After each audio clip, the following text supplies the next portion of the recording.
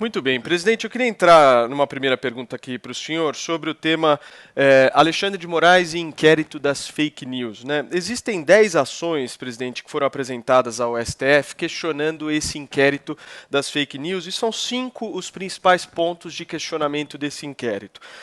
Segundo o que está sendo questionado, o inquérito fere o sistema acusatório, né? O juiz julga e, ao mesmo tempo, o juiz investiga. Esse inquérito também, segundo a acusação, ofende o princípio da livre distribuições, há muitas decisões monocráticas sendo tomadas. O inquérito investiga um crime que hoje não é tipificado, esse crime das fake news. Há uma certa violação da liberdade de expressão, em que o povo brasileiro vê com muitos riscos, como inclusive já foi feito com as revistas Cruzoé e Antagonista no passado.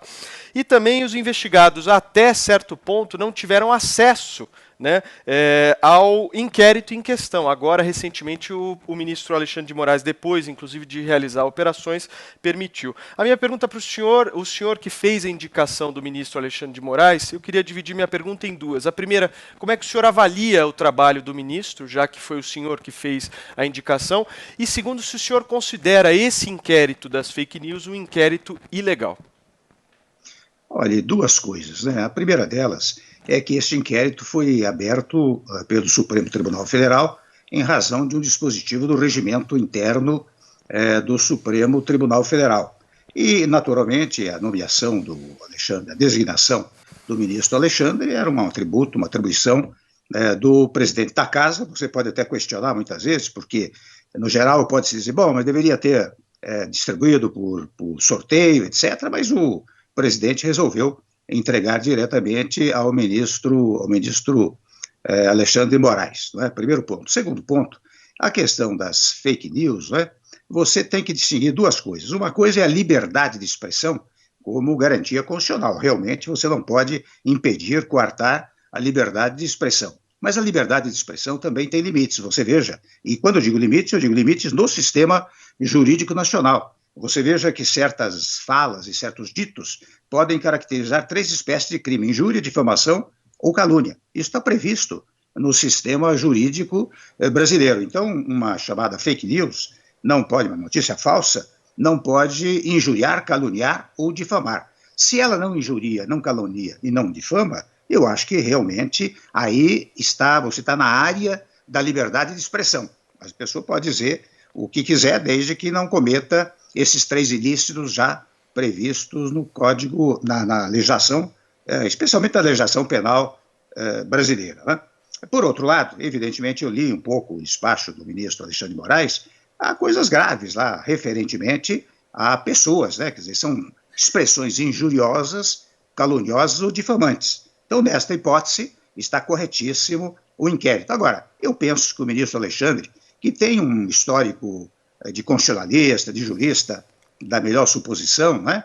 Eu tenho a impressão que, ao longo do inquérito, ele vai distinguir situações em que a pessoa cometeu injúria, difamação ou calúnia e situações em que não cometeu tais ilícitos. Se não cometeu tais ilícitos, eu penso, vou dar um palpite aqui naturalmente, né? Eu penso que o ministro Alexandre de Moraes vai excluí-los desse inquérito, né? Em primeiro ponto. Segundo ponto, ou terceiro ponto, que você levanta, porque você fez um elenco enorme aí de questões, né?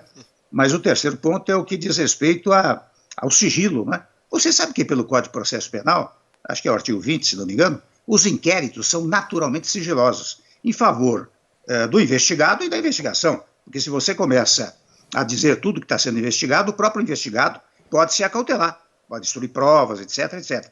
Mas isto tudo a critério do condutor do inquérito, no caso, o ministro Alexandre de Moraes. E o Alexandre resolveu, como você acabou de salientar, abrir exata e precisamente para que não houvessem frases simplesmente colhidas ao acaso, né?